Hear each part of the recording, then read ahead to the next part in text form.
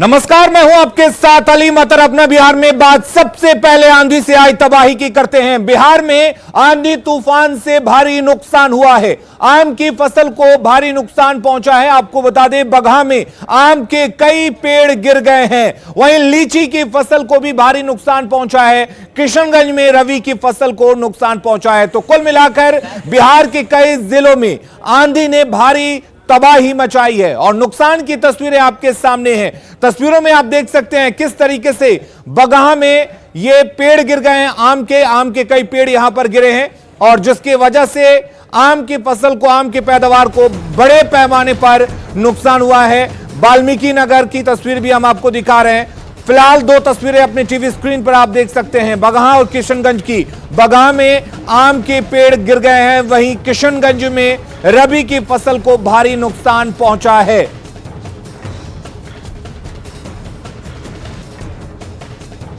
किशनगंज की तस्वीरें आप अपने टीवी स्क्रीन पर देख रहे हैं, जहां के बहादुरगंज में रबी की फसलों को काफी नुकसान पहुंचा है।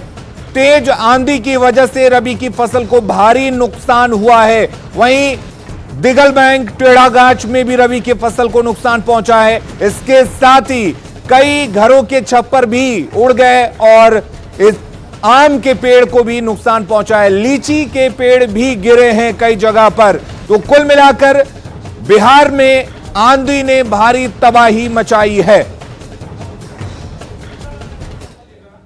तो मार्च का महीना आ गया है और इस समय बिहार में अक्सर आंधी तूफान आने की आशंका बनी रहती है। ऐसे में इससे खुद को किस तरह से बचाया जा सकता है, जानते हैं। सबसे पहले आपको बताएं कि तूफान आए तो घर को पूरी तरह से बंद कर लें, सभी दरवाजे बंद कर लें, बिजली को बंद रखें, इलेक्ट्रॉनिक डिवाइस का इस्तेमाल बिल्कुल ना करें और इसके साथ ही लैंडलाइन टेलीफोन अगर आपके घर में है तो उसका इस्तेमाल नहीं करें। बिजली दौड़ने वाले पाइप को बिल्कुल ना छुएं, दूरी बनाकर रखें। लोहे और मेटल की चादर से पूरी तरह से दूर रखें क्योंकि यह गिर सकता है, आपको नुकसान पहुंच सकती है। पेड़ के नीचे या उसके पास बिल्कुल खड़े ना हो। इसके साथ ही अगर आप इस दौरान कार में फंस गए हैं तो कार से बाहर ना निकलें।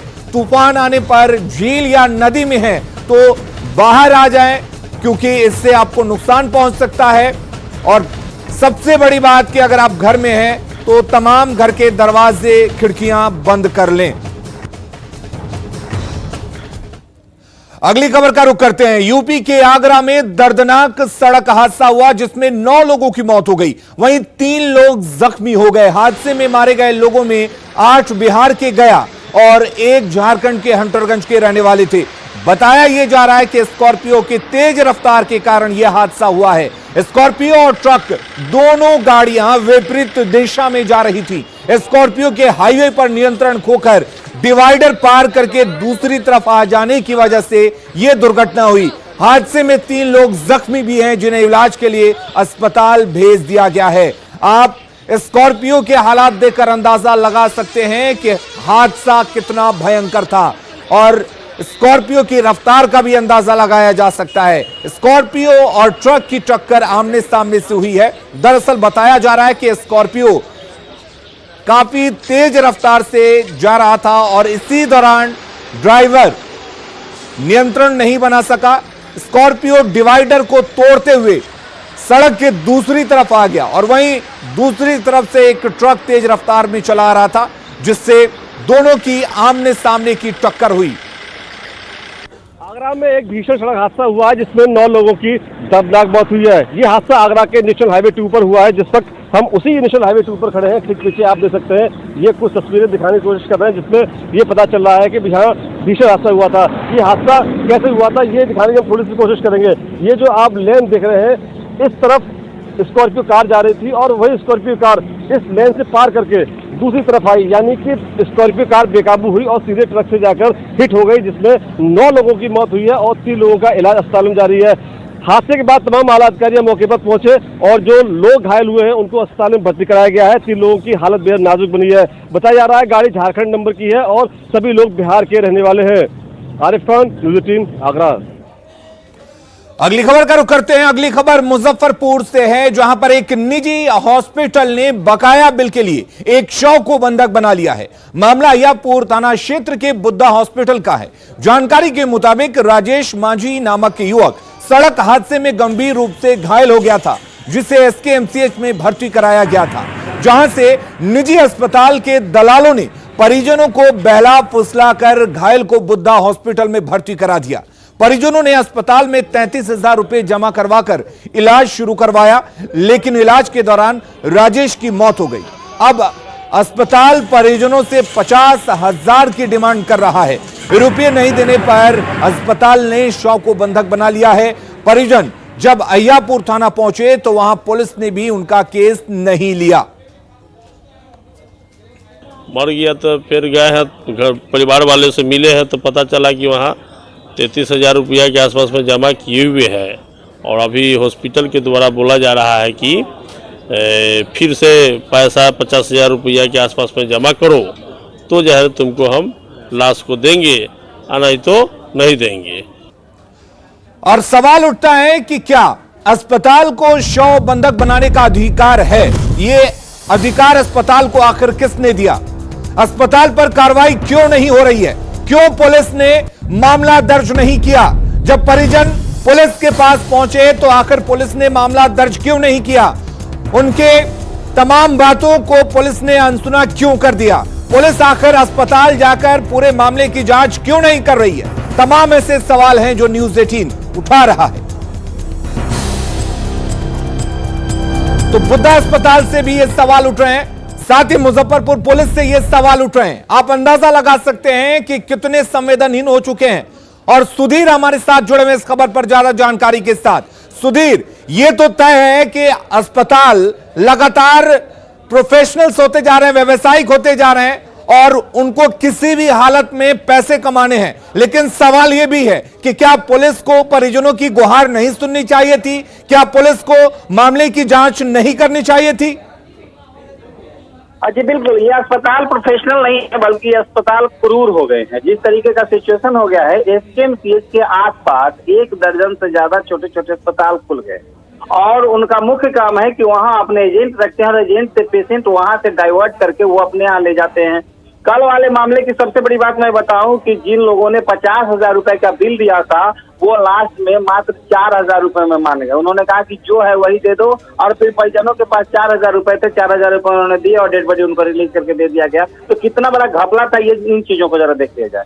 दूसरी तरफ पुलिस का जो रवैया है, परिजन सीधे सीधे थाने में पहुंचे थे कि उनका जब इंटरफेरेंस होगा उसके बाद उनको डेड बॉडी मिल जाएगा, एक राहत होगी, लेकिन पुलिस का इसमें 0 इंटरफेरेंस रहा। पुलिस ने इसमें कोई कार्रवाई शुरू नहीं की और उसके बाद परिजन खुद वहां गए। क्योंकि यह जानकारी लग गई अस्पताल वालों को कि ये लोग पुलिस में पहुंचे हैं, तो उसके बाद हो सकता है पुलिस के माध्यम से इसकी जानकारी लग गई हो, उसके बाद मात्र 4,000 रुपए में उनका डेड बॉडी रिलीज कर दिया गया है। हालांकि उसके बाद परिजनों के कहने पर पुलिस ने डेड बॉडी का पोस्टमार्टम भी कराया है, लेकिन एक लापरवाही साफ साफ दिखी कि इन पीड़ितों को पुलिस को फॉलो करना चाहिए था। पुलिस उनके पास गए थे, बड़ी उम्मीद को लेकर पुलिस में गए थे, तो अगर ये जाते तो थोड़ी और राहत मिलती और अस्पताल वालों पर भी अंकुश लगता। तो ऐसा कुछ नहीं हुआ और ये जो अस्पताल वाले हैं ये क्रूर हो गए हैं, पैसों के लिए किसी भी हद तक जा सकते हैं। ये ताजा नमूना मुजफ्फरपुर का है। चलिए सुधीर, बहुत बहुत शुक्रिया। तो वाकई अस्पताल क्रूर हो गए हैं। डॉक्टर जिन्हें धरती का भगवान कहा जाता है, उनकी संवेदना, शायद ऐसे कुछ डॉक्टर हैं जिनकी संवेदना मर चुकी है और वो इस तरह से पैसे की उगाही करते हैं। अस्पताल शव को बंधक बना लेता है और पैसे की मांग करता है, कहता है जब तक 50,000 रुपए नहीं दिए जाएंगे तब तक शव को परिजनों को नहीं सौंपा जाएगा। तो आप अंदाजा लगा सकते हैं कि हालात किस तरह से बद से बदतर होते जा रहे हैं।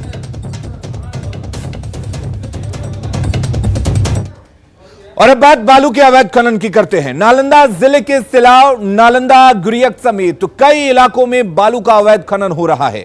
आप सिलाव थाना के सैनिक स्कूल के पास की पंचाने नदी की ये तस्वीरें देख रहे हैं, जहां नदी से बालू का अवैध खनन हो रहा है। बालू के इस अवैध खनन का जायजा लिया है न्यूज़ 18 संवाददाता अभिषेक कुमार ने। सिलाव थाना क्षेत्र के पंचानी नदी के पास, जहां आप देख सकते हैं मेरे पीछे किस तरह से यहां बालू का अवैध खेल चल रहा है। यहां जो स्थानीय थाना है उसकी मिली भगत से पंचानी नदी में अवैध जमकर बालू का उत्खनन हो रहा है और पुलिस जानबूझकर इसे या तो बचाने में लगी हुई है या तो कार्रवाई नहीं करना चाहती है। देख सकते हैं किस तरह से अभी भी दर्जनों ट्रैक्टर लगी हुई है और ये सैनिक स्कूल के पीछे का स्थल बताया जा रहा है। सबसे बड़ी बात है कि इतनी बड़ी मात्रा में अवैध बालू उत्खनन का खेल चल रहा है तो स्थानीय पुलिस को क्यों नहीं पता है? क्या या तो उनके मिलीभगत से या खनन की जा रही है या तो कहीं कार्रवाई नहीं करना चाहते हैं। यहाँ कुछ ग्रामीण उनसे जानते हैं क्या ये कौन सा स्थल है, ये क्या मामला है? ये चोरसुआ पंचायत का त्रिवेणी घाट है। ये नदी पड़ता है 95 नदी उन्नानन साइड का सैनिक स्कूल का पीछे का हिस्सा में डेली का ये धंधा है। सैकड़ों गाड़ी यहाँ से बालू लेकर निकलता है। तो क्या लग रहा है कि यहाँ पर किसकी मिलीभगत से ये सब खेल चल ये रहा है? पुलिस के मिलीभगत से काम चल रहा है। तो डेली का धंधा है। तो यहाँ कितना गाड़ी प्रतिदिन खुदाई होती है? सैकड़ों गाड़ी के बालू लोड करके यहाँ से जाता है। अच्छा, तो ये कौन सा थाना में पड़ता है जहाँ खुदाई हो रही है? ये सिलाव थाना में पड़ता है। क्या नाम है आपका? मेरा नाम रवि कुमार हुआ। तो देख सकते हैं कि इनका कहना है कि जो है जो पुलिस की मिलीभगत से ही यहाँ पर बालू का अवैध खेल चल रही है और पुलिस कार्रवाई नहीं करना चाह रही है। अब देखना यह है कि खबर चलने के बाद पुलिस क्या एक्शन लेती है। नालंदा से न्यूज़ 18 के लिए अभिषेक कुमार। तो जिस तरह से पुलिस के नाक के नीचे बालू का अवैध खनन हो रहा है उससे सवाल उठते हैं कि आखिर खुलेआम चल रहा खेल फिर प्रशासन को भनक क्यों नहीं है? क्यों नहीं पुलिस को यह अवैध खनन नजर आता है? अवैध खनन करने वालों पर आखिर कार्रवाई कब होगी कि इस तरह से सरकारी संपत्ति को ना लूटा जाए? दिन के उजाले में अवैध खनन है, आखिर कैसे बच जाते हैं ये खनन माफिया?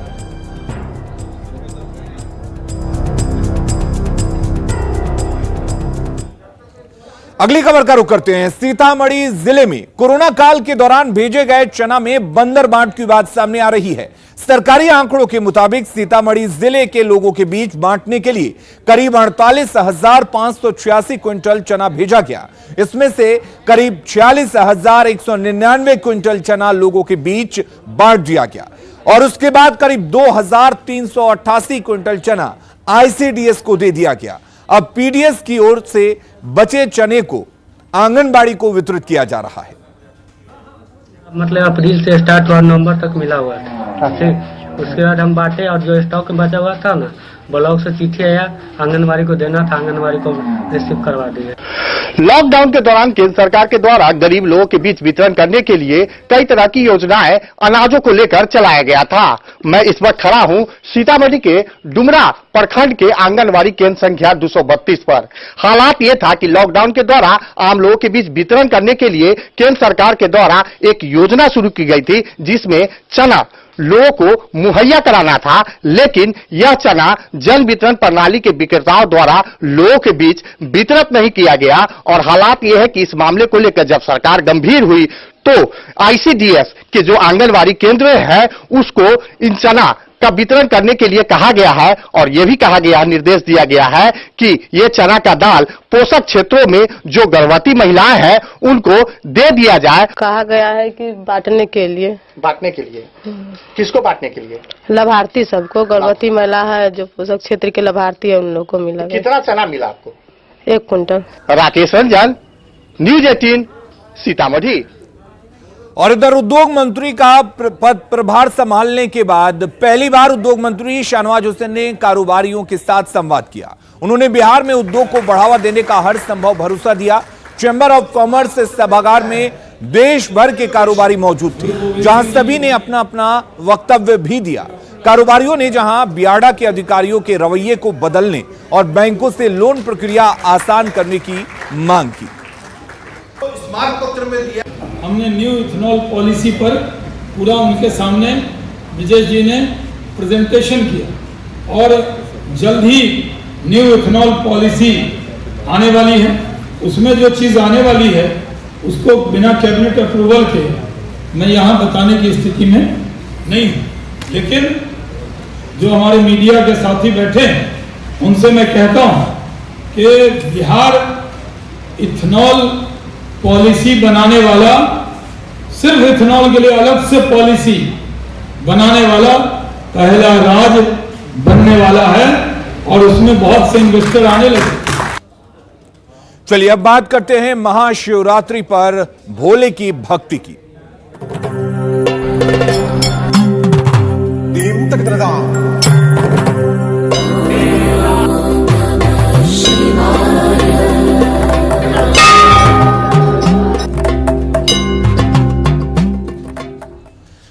महाशिवरात्रि के मौके पर शिवालयों में भारी भीड़ उमड़ी है। पटना, सिवान, गोपालगंज और जमुई के साथ उज्जैन की तस्वीरें आप अपने टीवी स्क्रीन पर देख रहे हैं। हर तरफ भगवान भोले की पूजा की जा रही है। उज्जैन में रात 2 बजे की महाकाल की भस्म की आरती की गई।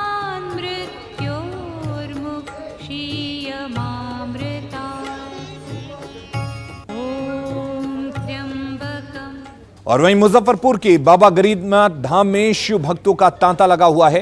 रात 12 बजे के बाद से ही भोलेनाथ की पूजा अर्चना में भक्त लगे हुए हैं। मंदिर परिसर से गर्भगृह तक भक्तों की भीड़ लगी है। महाशिवरात्रि के मद्देनजर मेला परिसर में सीसीटीवी से निगरानी की जा रही है। मंदिर परिसर का जायजा लिया संवाददाता सुधीर ने।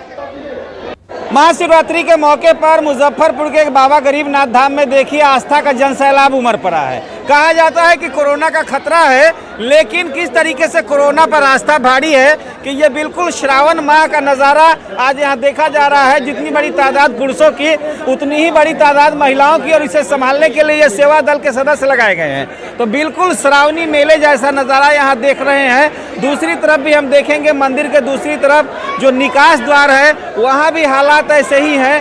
और महाशिवरात्रि प्रवेश के बाद रात्रि 12 बजे के बाद से ही जलाभिषेक शुरू हो गया है और उसका सिलसिला यह लगातार जारी है। यहाँ जो प्रबंध है वह सुरक्षा को लेकर या फिर अन्य जो बातें हैं उनको लेकर हम लोग बात करेंगे। मंदिर के पुजारी, क्या कैसे अरेंजमेंट है? आज का जो अरेंजमेंट है वो तो पिछले साल के मुताबिक बहुत ही ज़्यादा भीड़ है, लेकिन फिर भी उसमें हमारे स्वयंसेवक, पुलिस प्रशासन, ये लोग सब कोई लगे हुए हैं और बाबा का सेवा कर रहे हैं। और एक एक करके सारे भक्तों को जल चढ़ाने की अनुमति धीरे धीरे दी जा रही है। कोरोना जैसी महामारी पे आस्था अपना भारी पड़ा, ये देखने को मिला बाबा की कृपा से। ये हालात है, कोरोना की महामारी में आस्था भारी है। यहाँ जो लोग लगे हैं व्यवस्था में, हम लोग उनसे भी बात करेंगे। यहाँ के स्थानीय वार्ड पार्षद है, आप देखिए कि सुरक्षा को लेकर किस तरीके से सुबह से ही तैनात है। आखिर सुरक्षा बड़ा पहलू है एक अरेंजमेंट का। सुरक्षा पहलू आप कह सकते हैं, लेकिन बाबा के दरबार में सुरक्षा का कोई पहलू मैं समझता हूं दुनियावी एतबार से मायने रखता है, लेकिन दीनी एतबार से कोई मायने नहीं रखता है भक्तों को।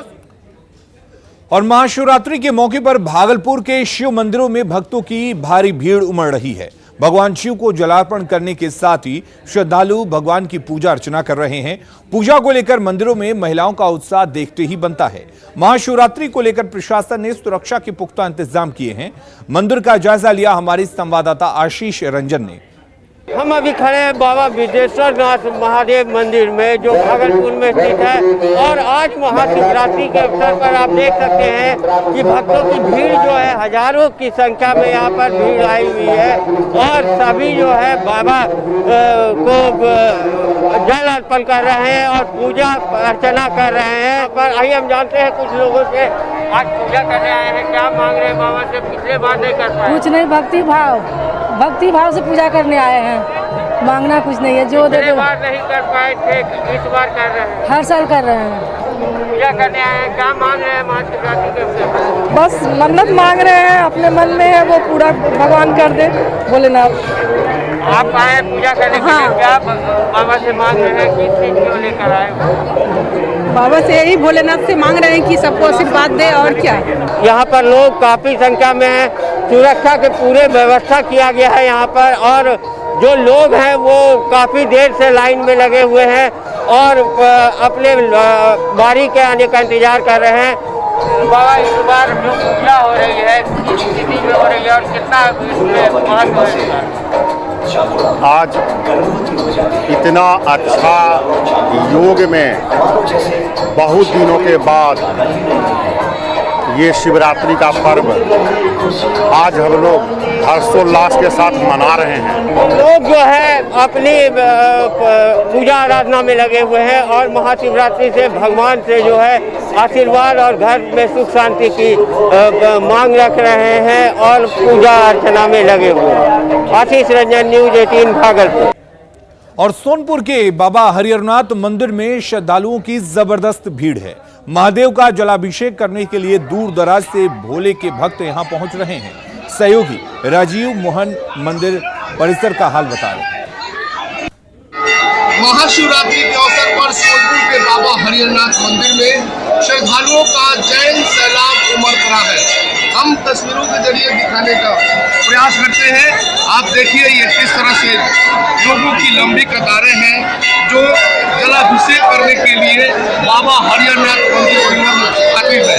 और यह सिलसिला सुबह से ही लोग यहाँ मंदिर में पहुंचे हैं और जलाभिषेक को लेकर श्रद्धालुओं के बीच तांता लगा हुआ है। ऐसा माना जाता है कि महाशिवरात्रि के अवसर पर बाबा हरिहरनाथ मंदिर, जो कि बहुत ही प्रसिद्ध मंदिर है, वहाँ लोग अपना जलाभिषेक करने आते हैं और श्रद्धालुओं की आस्था है कि महाशिवरात्रि के अवसर पर बाबा हरिहरनाथ मंदिर में जलाभिषेक करने से उनका मन वांछित फल प्राप्ति होती है। और इसी कारण हर साल यहाँ लोगों की भारी भीड़ देखने को मिलती है और इस महाशिवरात्रि में भी श्रद्धालुओं की भारी भीड़ देखी जा रही है। राजीव मोहन, न्यूज 18 सोनपुर। महाशिवरात्रि पर बात अब उस अद्भुत बालक की जिसने महज 5 साल की उम्र में ही शिव तांडव स्तोत्र को कंठस्थ कर लिया। शिव भक्त इस स्तोत्र को सबसे कठिन मानते हैं और ऐसा माना जाता है कि इसी स्तोत्र की बदौलत लंकापति रावण ने भगवान शिव को प्रसन्न कर लिया था। शास्त्रों के मुताबिक भगवान शिव इस स्तोत्र पर तांडव किया करते थे। सासाराम के अद्भुत बालक अद्वैत ने इतने कठिन मंत्र को कंठस्थ कर लिया और वो इसे बसुबी गाता है। आप भी अद्वैत की तोतली जुबान में सुनिए शिव तांडव। मालिका दमत दमत दमत दमक न्या दमत दमत ताम बाबा तुनो तुना शिव छिपा तता कता च ममा पवन पिनी पिने जाय अरे चिबल लड़ी याद माना मूर्खनी थग थग ध थोड़ा तापत मन पावके पूरा सिंह के खरे सती पति क्षमनामा धराधर नन ननी याच वंत बदो संतति पुनो मार ओम जता तभी गलत चल सभा पाद अकले करे रंबिता दंतो न मालिका दमत दमत दमत दमत।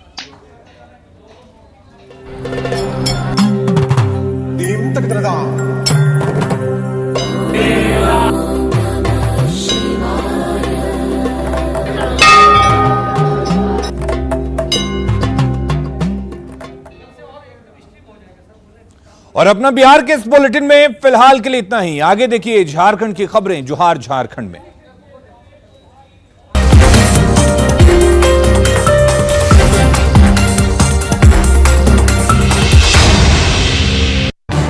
इस न्यूज हेडलाइंस के प्रायोजक